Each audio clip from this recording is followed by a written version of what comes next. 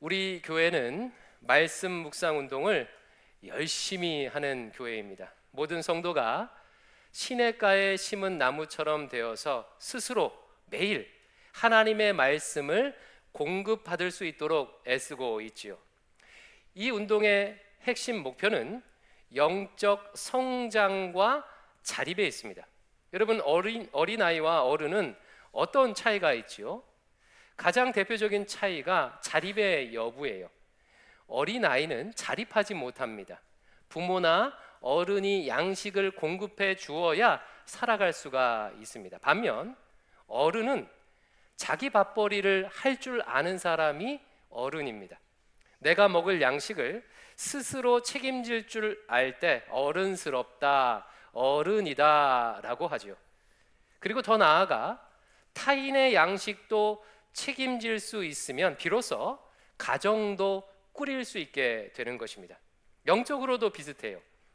영적 어린아이는 목사님이나 순장님이 말씀을 떠먹여줘야만 영적 생명력을 유지할 수 있습니다. 반면 영적으로 성장하면 성장할수록 영적인 자기 밥벌이를 스스로 할 수 있게 됩니다. 그리고 영적 어린아이까지 돌볼 수 있게 되죠. 말씀 묵상 운동의 핵심 목표 중 하나가 바로 이거예요. 대광의 모든 성도들이 영적인 자기 밥벌이를 할 수 있도록 하는 것, 다른 누군가를 먹일 수 있을 만큼 영적 어른으로 성장하는 것. 여기 계신 성도님들 모두 말씀의 밥벌이를 스스로 할 수 있는 영적 어른이 되기를 주의 이름으로 축원합니다. 그런데요, 스스로 말씀의 밥을 지어 먹기 위해서는 반드시 갖추어야 할 것이 하나 있습니다. 이게 뭐냐면 성경을 해석할 수 있는 능력이에요. 성경 통독하는 분들 중에는 간혹 이런 분들이 있으십니다. 10독, 20독 등 많이 읽었음에도 불구하고 정작 성경의 의미를 아는 것은 별로 발전이 없는 경우가 더러 있습니다. 그저 성경에 어떤 내용이 있는 것인지만 많이 아는 것이지요. 이것은 음식의 재료만 잔뜩 쌓아놓고 정작 요리를 만들지 못하는 것과 비슷합니다. 이렇게 되는 이유는요, 요리하는 방법은 모른 채, 즉 성경을 해석할 수 있는 방법은 모른 채 그냥 계속해서 많이 읽기만 하기 때문이에요. 여러분, 아무리 재료가 많아도 요리를 만들지 못하면 양식이 될 수 없겠죠. 성경 말씀을 양식으로 먹기 위해서는 반드시 성경을 해석해낼 수 있어야 합니다. 그러면 여러분, 성경을 해석하기 위해서는 무엇이 필요할까요? 성경이 기록된 다양한 관점들을 알고 그 관점대로 해석할 수 있어야 돼요. 어떤 사람을 이해하려고 할 때 다양한 방식으로 이해할 수 있지 않습니까? 그 사람의 외모를 중심으로, 그 사람의 성격을 중심으로, 그 사람의 커리어나 관계를 중심으로 이해할 수가 있어요. 다양한 관점으로 그 사람을 이해하면 이해할수록 그에 대해서 더 깊이 알게 되지요. 성경도 마찬가지입니다. 성경 안에는 성경 저자가 사용한 다양한 관점들이 담겨 있습니다. 이 관점들을 알면 알수록 성경을 더 잘 해석할 수 있게 되는 거예요. 이런 관점들 중에는 우리에게 가장 익숙한 것이 있는데, 이 구속사적으로 성경을 해석하는 것입니다. 예전에도 이야기한 적이 있지요. 구속사적으로 해석한다는 것은 하나님께서 타락한 인간을 어떻게 구원해 가시는가라는 관점으로 성경을 해석하는 방식입니다. 또 익숙한 관점으로는 언약 신학적 관점이 있어요. 하나님께서 인간과 언약을 맺고 그 언약을 성취하시는 과정으로 성경을 해석하는 것입니다. 여러분, 혹시 이 두 가지 관점 말고 또 아는 관점이 있으십니까? 제가 주로 성경을 해석하는 관점인 하나님 나라 관점도 있습니다. 하나님 나라가 시작되어서 이 땅에 완성되는 과정으로 성경을 해석하는 것입니다. 제가 작년 8월에는요 땅 신학적 관점도 여러분에게 소개해 드렸습니다. 기억이 잘 안 나시죠? 하나님께서 사람들에게 약속의 땅을 주시고 그 땅에 하나님의 공의와 정의를 세우는 과정으로 성경을 해석하는 관점이 땅 신학적 관점이에요. 이처럼 성경은 다양한 관점을 반영하고 있고 이 관점들을 알면 알수록 성경을 풍성하게 해석하고 이해할 수 있게 되는 거예요. 그러므로 여러분, 성경을 많이 읽는 것도 중요하지만 성경 해석의 관점을 아는 것은 더 중요하다는 사실을요 꼭 기억하셨으면 좋겠어요. 요리법을 알아야 맛있는 음식을 만들 수 있지 않겠습니까? 이런 차원에서 오늘 저는 성경을 해석하는 또 다른 관점 한 가지를 여러분에게 소개하고자 합니다. 정말 너무나도 중요한 관점인데 한국 성도들에게는 다소 생소한 것 같아요. 아마 목사님들께서 그동안 다루지 않았기 때문이겠지요. 그게 뭐냐면요 성전 신학적 관점입니다. 용어가 조금 어려운 것 같은데 저를 따라서 한번 말해 봅니다. 성전 신학적 관점. 성전 신학적 관점이란 성경을 성전을 중심으로 이해하는 거예요. 무엇을 중심으로? 성전을 중심으로. 제가 오늘 하필 이것을 소개하는 이유는요 지금 우리가 묵상하고 있는 역대하 말씀 때문이에요. 역대기는 성전 신학을 이해하지 않고서는 제대로 해석해낼 수가 없습니다. 오늘 본문 같이 한번 읽어볼게요. 11장 17절 말씀 시작. 그러므로 3년 동안 유다 나라를 도와 솔로몬의 아들 르호보암을 강성하게 하였으니 이는 우리가 3년 동안을 다윗과 솔로몬의 길로 행하였음이더라. 자기 성경을 가지고 있으신 분은요 제일 밑줄에 있는 다윗과 솔로몬의 길로 행하였더라의 밑줄 그십시오. 이 말씀은 솔로몬 왕의 뒤를 이은 르호보암 왕 시절에 르호보암과 이스라엘 백성들 일부를 평가하는 구절이에요. 그들이 어떻게 행했대요? 3년 동안 다윗과 솔로몬의 길로 행했다고 합니다. 여러분, 긍정적인 평가인가요? 부정적인 평가인가요? 긍정적인 평가예요. 바로 이 평가가 이후에 나오는 여러 왕들을 평가하는 기준이 되는 거예요. 다윗과 솔로몬처럼 했는가 안 했는가? 다윗과 솔로몬처럼 했으면 선한 왕, 다윗과 솔로몬처럼 하지 않았으면 악한 왕으로 평가한다는 겁니다. 그런데 여러분, 여기서 질문이 하나 생겨요. 다윗은 훌륭한 왕인 줄 우리가 알고 있는데 왜 솔로몬도 기준이 될까요? 솔로몬은요 수많은 부인을 두었고 그 부인들이 가져온 우상들로 인해서 이스라엘에 우상이 만연하게 되었어요. 솔로몬은요 우상 숭배의 원인 중 한 명입니다. 왜 흠많은 솔로몬이 왕들의 평가 기준이 될 수 있는 것일까요? 그 이유는 솔로몬이 한때 성전에 대해서, 성전 제사에 대해서 올바른 태도를 가졌기 때문이에요. 그러니까 역대기는 이런 관점으로 솔로몬을 보는 겁니다. 솔로몬에게 큰 잘못이 있지만 그럼에도 성전에 대한 태도만큼은 왕들이 따라야 한다. 솔로몬이 성전을 건축한 것만으로도, 성전 제사를 확립한 것만으로도 왕들이 따라야 하는 기준이 될 수 있다라고 역대기는 말하는 겁니다.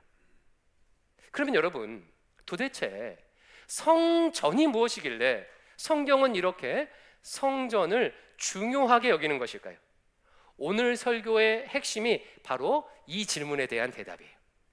만약에 어떤 분이 성전이 가지고 있는 신학적인 의미를 모르고 이 역대기를 묵상하면 마음이 불편할 수가 있어요. 아니, 성전 건축이 선한 왕의 기준이 될 수 있다고? 한국 교회가 그동안 교회 건물 건축하는 것 때문에 지금까지도 어려움을 겪고 있는데 성전 건축이 이렇게 중요하다고 이런 비판적인 생각이 들 수가 있어요. 그래서 필요한 것이 바로 성전 신학이에요. 성전 신학을 알고 있어야 이와 같은 본문을 제대로 해석할 수가 있고 오늘 우리에게도 적용할 수 있는 보편적인 진리를 발견할 수 있는 것입니다.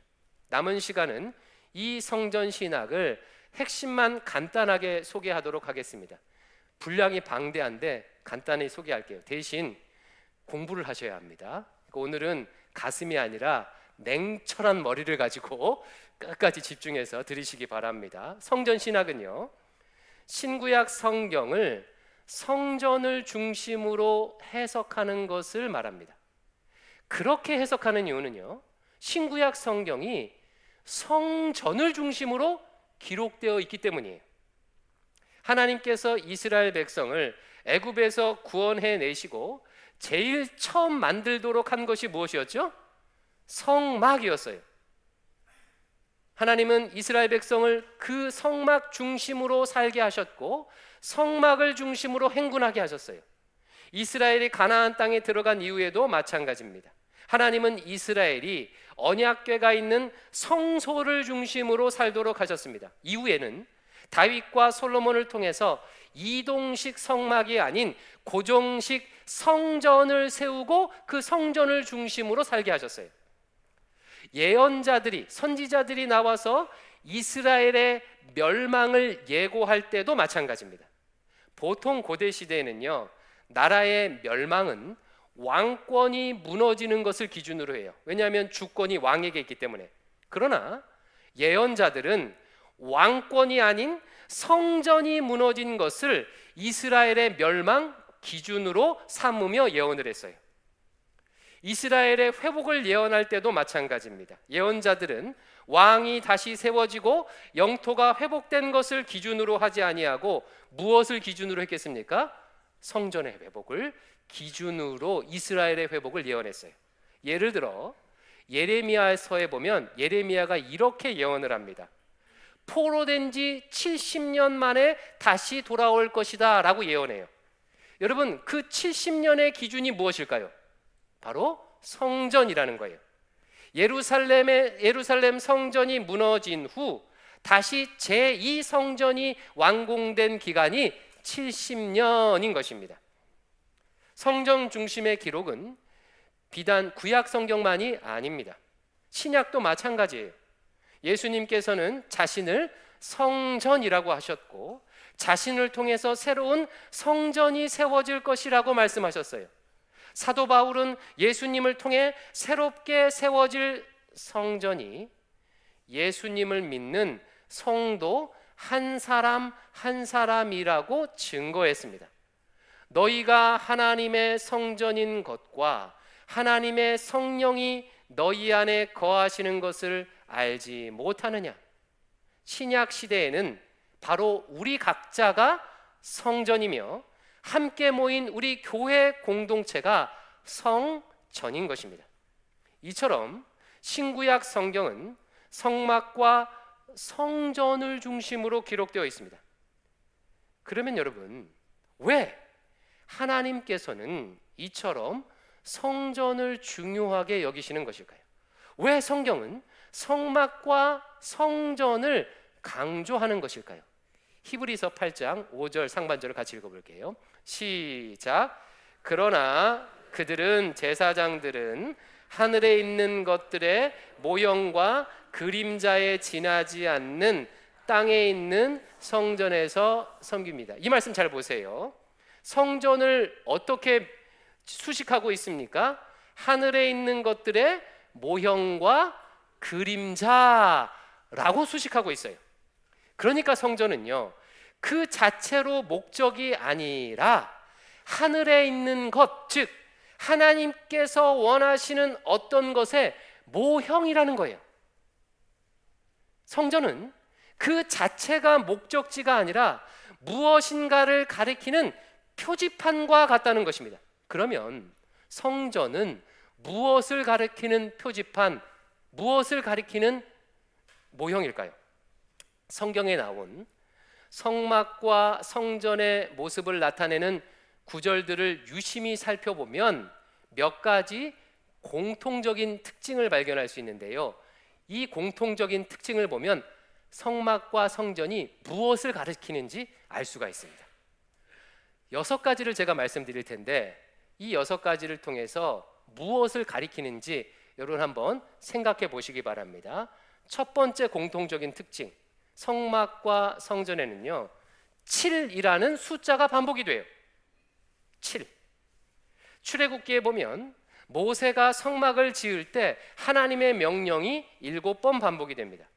이 명령에 따라서 모세는 7번 순종하여 성막을 지어요. 솔로몬의 성전 건축은 몇 년 동안 이루어졌죠? 7년 동안 이루어졌어요. 성전 낙성식은 2번의 7일 동안 개최가 됩니다. 완전 숫자 7이 성막과 성전에는 많이 나옵니다. 두 번째 공통적인 특징, 성경에서 성전은 물이 발흥하는 곳으로 묘사가 돼요. 우리가 지난번 묵상한 스가랴서나 요한계시록을 보면 혹은 에스겔서 등을 보면 성전으로부터 물이 나와서 온 만물을 적시고 소생시킨다는 예언이 나옵니다. 성전은 생명의 물이 발흥하는 곳이에요. 세 번째, 성전은요 금으로 장식되어 있습니다. 이번에 역대하 묵상하면서 여러분 보셨지요? 성전의 대부분의 기구들이 금으로 되어 있음을 발견하셨을 거예요. 모세의 성막도 마찬가지입니다. 많은 것들이 금으로 덮여 있습니다. 네 번째, 성전은요 과일과 나무와 꽃 조각으로 성전 내부가 장식이 되어 있습니다. 마치 식물원에 들어온 듯 성전 내부는 여러 꽃과 나무와 과일 모양이 새겨져 있어요. 다섯 번째 특징, 성막과 성전의 문은 반드시 동쪽에 있습니다. 모세가 지은 성막도, 솔로몬이 지은 성전도, 제2성전도, 에스겔이 환상 중에 보았던 성전도 출입구가 어느 쪽이다? 동쪽이다. 마지막 여섯 번째, 성전의 지성소 입구에는 천사들의 형상이 양쪽에 새겨져 있어요. 마치 천사가 그 지성소 입구를 지키는 것과 같은 그런 모습인 거예요. 자, 여러분, 이 6가지 성전의 특징을 잘 생각해 보세요. 무엇을 가리킬까요? 숫자 7, 물이 발흥하는 곳, 금, 온갖 나무와 꽃들, 동쪽에 있는 출입구, 입구를 지키는 천사들. 구약 성경에서 이 6가지 특징을 전부 반영하고 있는 장소는 어디일까요? 예, 맞습니다. 에덴 동산이에요. 에덴 동산. 창세기를 한번 떠올려 보세요. 하나님께서는 자신이 거하실 우주 성전인 천지 만물을 며칠 동안 창조하셨죠? 7일 동안 창조하셨고 그 중심에 지성소와 같은 에덴 동산을 주셨습니다. 성경에 보니 에덴 동산에서 4개의 강이 발현하여 온 세상에 흐른대요. 그중 첫 번째 강은 금이 있는 하윌라 땅을 적십니다. 창세기 2장 10절 11절 같이 읽어볼까요? 시작. 강이 에덴에서 흘러나와 동산을 적시고 거기서부터 갈라져 내 근원이 되었으니 첫째의 이름은 비손이라 금이 있는 하윌라 온 땅을 둘렀으며 또한 에덴 동산은 동산이기에 온갖 과실수와 꽃과 나무가 가득하겠지요. 그러나 에덴 동산에 있던 아담과 하와가 범죄하자 하나님께서는 그들을 에덴 동산에서 쫓아내시고 에덴 동산의 입구인 동쪽에 천사들을 두어 지키게 하셨습니다. 창세기 3장 24절 말씀, 이것도 같이 읽을까요? 시작. 이같이 하나님이 그 사람을 쫓아내시고 에덴 동산 동쪽에 그룹들과 두루 도는 불칼을 두어 생명나무의 길을 지키게 하시니라. 그룹들이 천사들이에요.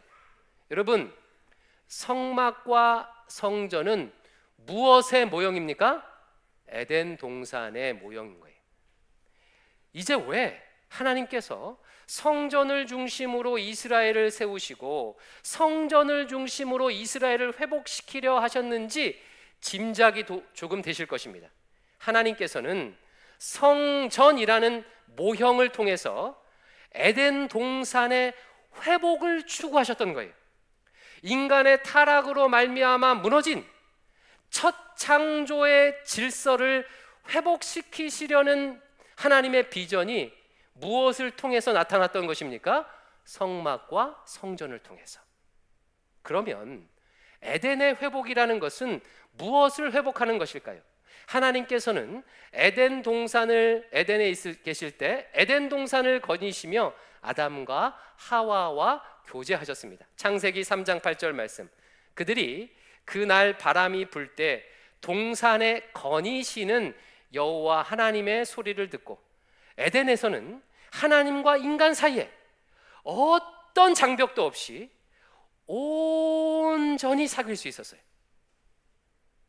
또한 인간은 에덴에서 그 땅을 경작하고 지키는 일을 감당했습니다. 창세기 2장 15절 같이 읽어볼까요? 시작. 여호와 하나님이 그 사람을 이끌어 에덴 동산에 두어 그것을 경작하며 지키게 하시고 에덴은 하나님께서 거니시며 사람과 교제하던 장소였고 에덴은 사람이 경작하고 지켜야 하는 땅이었습니다. 여기에서 사용된 거닐다, 지키다 라는 히브리어는 모두 성막과 성전과 관련된 용어예요. 하나님께서 성막 성전에 임재하신다라고 하실 때 조금 전 창세기에 사용되었던 거닐다라는 단어가 쓰이고 제사장들이 성막과 성전을 섬긴다고 할 때 조금 전 창세기에 나온 지킨다라는 단어를 쓰는 겁니다. 그러면 여러분, 에덴이 회복된다는 것은 무엇을 의미하겠습니까? 하나님과 인간 사이에 막혀있던 담이 허물어지고 온전히 교제하는 것을 의미해요. 인간이 하나님을 피하지 아니하고 하나님을 하나님으로 섬기며 하나님의 임재하심을, 하나님의 거니심을 충만히 누리게 되는 것을 의미합니다. 또한 에덴의 회복은 인간이 세상을 경작하고 지키는 사명을 온전히 감당하는 것을 의미해요. 인간으로 인해 세상이 아름답게 지켜지는 거예요. 가꿔지는 것입니다. 이것이 온전히 성취된 장면이 지난번에 우리가 묵상했던 요한계시록 제일 마지막 22장에 나옵니다. 마지막 날이 되면 이 땅에 하나님 나라가 이루어지게 되면 어린 양의 보좌로부터 생수가 흘러나와 온 땅을 적십니다. 강 좌우에는 생명나무가 풍성하게 있어서 만국을 치료하는 열매를 맺게 돼요. 그곳에서 인간들은 하나님의 얼굴을 대면하여 보면서 하나님과 온전한 사귐을 가지게 될 것이라고 요한계시록 22장 1절에서 4절이 증거하고 있었죠. 마지막 날에 에덴 동산이 회복되는 것입니다. 여러분, 여기까지 듣고 보니까 솔로몬이 보였던 성전에 대한 바른 태도가 왜 왕들의 평가 기준이 될 만큼 중요한 일인지 이제 이해가 되시죠? 솔로몬이 에덴의 질서를 잠시나마 이스라엘 땅에 회복시켰기 때문이에요. 솔로몬이 성전을 건축했다는 것은 단지 건물을 완성했다는 의미가 아니라 하나님과 이스라엘의 깨어진 관계가 회복되어서 하나님께서 이스라엘을 거니시게 되었다는 것을 의미합니다. 또한 제사장들이 또한 성전 제사를 회복했다는 것은 제사장들이 세상과 하나님 사이를 중보하는 지키는 사명을 온전히 감당했다는 것을 뜻해요. 하나님과 인간이 하나 되는 샬롬이 이루어지고 인간과 세상이 하나 되는 샬롬이 잠시나마 솔로몬 때에 이루어졌던 것입니다. 성전 건축을 다윗이 아닌 솔로몬이 할 수밖에 없었던 이유도 여기에 있습니다. 본래 다윗은요, 자신이 성전을 짓고 싶어 했어요. 그러나 하나님께서는 다윗이 짓는 것을, 건축하는 것을 허락하지 않으셨습니다. 역대상 22장 8절 하반절 같이 읽어볼까요? 시작. 너는 피를 심히 많이 흘렸고 크게 전쟁하였느니라. 내가 내 앞에서 땅에 피를 많이 흘렸은즉 내 이름을 위하여 성전을 건축하지 못하리라. 여러분, 다윗이 성전을 건축하지 못하는 이유가 뭐래요? 피를 흘렸기 때문이에요. 땅에 피를 많이 흘렸기 때문이래요. 피는 인간의 폭력과 갈등을 나타내죠. 에덴 동산에서 쫓겨난 인간이 제일 처음 저지른 죄가 무엇입니까? 가인이 아벨의 피를 땅에 흘려 아벨을 죽게 한 거예요. 에덴과 피 흘림은 결코 함께 있을 수가 없습니다. 에덴은 사자들과 어린 양이 함께 뒹구는 곳이에요. 어린이가 독사굴에 손을 넣어도 물지 않는 피 흘림이 없는 곳이 에덴입니다. 때문에 평생 타인의 피를 손에 묻히며 살았던 다윗은 에덴의 모형인 성전을 건축할 자격이 없었던 것입니다. 대신 그의 아들 솔로몬이 건축한 거예요. 솔로몬은 그 이름 자체가 샬롬이에요. 샬로몬이 솔로몬입니다. 평화를 주는 자가 솔로몬의 이름의 뜻입니다. 샬롬의 땅 에덴을 건축할 수 있는 자격은 타인의 피를 흘리지 않은 샬롬의 사람에게만 있는 거예요. 여러분, 나중에 이 자격을, 샬롬의 자격을 온전히 갖추신 분이 이 세상에 오시죠. 여러분, 그분이 누구십니까? 평화의 왕 예수님이십니다. 타인이 흘려야 할 피를 자신이 대신 흘리신 예수님만이 온전히 새 성전을 완성할 수 있고 에덴 동산을 회복시키실 수 있는 거예요. 이상이 짧게 요약한 성전 신학의 내용이에요. 여러분, 크게 어렵지 않죠? 제가 최대한 쉽게 설명을 드렸어요. 그러면 마지막으로 성전과 성전 제사에 대한 바람직한 태도를 지금 우리에게 보편적인 진리로 한번 적용을 해보겠습니다. 우리는 이제 성전 신학을 배웠기 때문에 솔로몬의 성전 건축을 물리적인 건물 건축으로 우리에게 적용할 수 없습니다. 솔로몬이 성전을 건축해서 이렇게 큰 복을 받았으니 우리도 교회 건물을 크고 화려하게 건축하게 되면 복을 받을 것이다, 이런 식으로 해석하고 적용할 수 없겠죠. 성전 신학을 배웠다면 이렇게 말해야 할 것입니다. 성전을 건축한다는 것은 에덴의 질서를 회복한다는 의미입니다. 그러므로 내가 성전을 건축한다는 것은 성전된 내 안에 하나님께서 거니시도록 하는 것입니다. 내가 하나님을 피하여 숨지 아니하고 하나님과 친밀히 교제하며 동행하는 것입니다. 성전 제사를 내가 확립한다는 것은 내게 주신 사명대로 세상을 경작하고 지키는 일을 잘 감당하는 것입니다. 나를 통해서 자연이 회복되고 무너진 공의와 정의가 세워지며 예술과 과학이 꽃을 피게 되는 것입니다 라고 이렇게 성전 신학을 배웠다면 자신에게 이 본문을 적용할 수 있을 거예요. 만약 교회에 적용한다면 이렇게 할 수 있을 것입니다. 우리 대광 공동체가 하나님이 거니시는 공동체가 되도록 하는 것, 그래서 누구든지 이 교회에서 거니시는 하나님을 깊이 만나고 하나님을 누리게 되는 것, 혹은 대광교회가 하나님이 거니시지 않는 땅에 하나님께서 거니시는 교회를 개척하고 세우는 것으로 적용할 수 있을 거예요. 또한 대광교회를 통해서 신내동의 공의와 정의가 지켜지고 대광교회의 경작 덕분에 신내동이 더 살만한 동네가 되는 것으로 적용할 수 있을 것입니다. 이제 말씀을 맺겠습니다. 오늘은 성경 해석의 매우 중요한 관점인 성전 신학에 대해서 배워보았습니다. 에덴 동산에 대한 하나님의 비전이 성막과 성전의 형태로 나타난 거예요. 성전 신학의 관점에서 볼 때 성전의 건축과 성전 제사의 확립은 하나님의 건의심을 열망하며 누리는 것입니다. 내게 부여된 세상을 경작하고 지키는 사명을 온전히 감당하는 것입니다. 오늘 배운 성전 신학을 통해서 우리 대강 성도들의 성경을 해석할 수 있는 눈, 성경을 보는 눈이 더욱 성숙해질 수 있기를 축원합니다.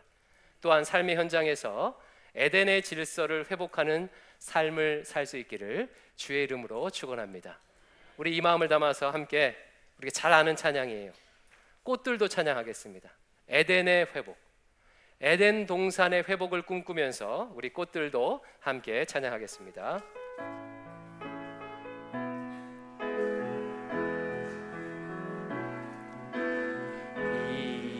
이곳에 생명샘 솟아나 눈물 골짝 지나갈 때에 머자나 열매 맺히고 웃음소리 넘쳐나리라. 꽃들도 구름도 바람도 넓은 바다도 찬양하라 찬양하라 예수를. 하늘을 울리며 노래해 나의 영혼아. 은혜의 주 은혜의 주 은혜. 우리 2절 찬양합니다. 그날에 하늘이 열리고 모든 이가 보게 되리라.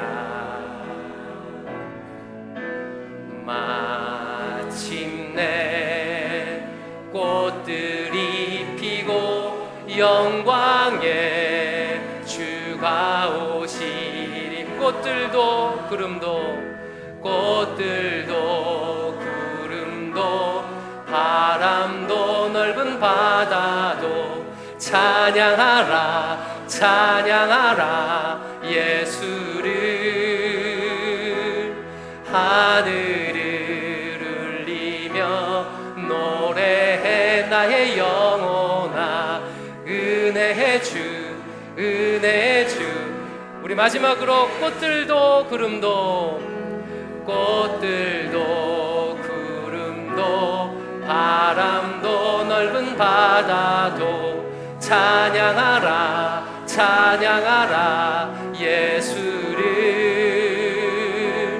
하늘을 울리며 노래해 나의 영혼아. 은혜의 주 은혜의 주 은혜. 눈을 감으시고 우리 자신의 목소리로 기도하겠습니다. 먼저는요, 하나님, 저의 영적 나이가 성숙해지길 원합니다.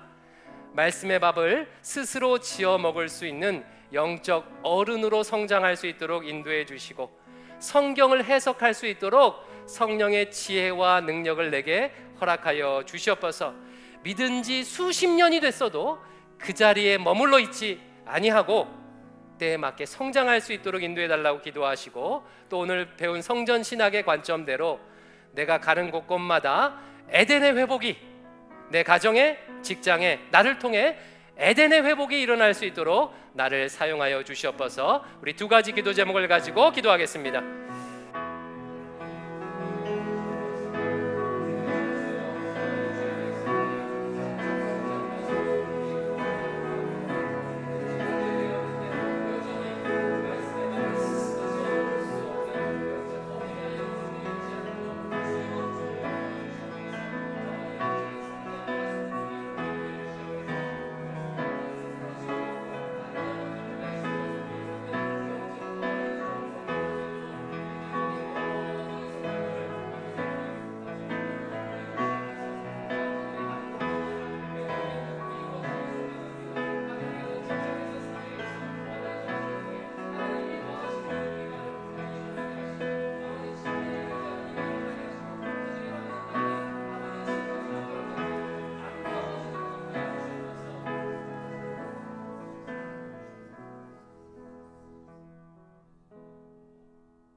없나이다. 아멘.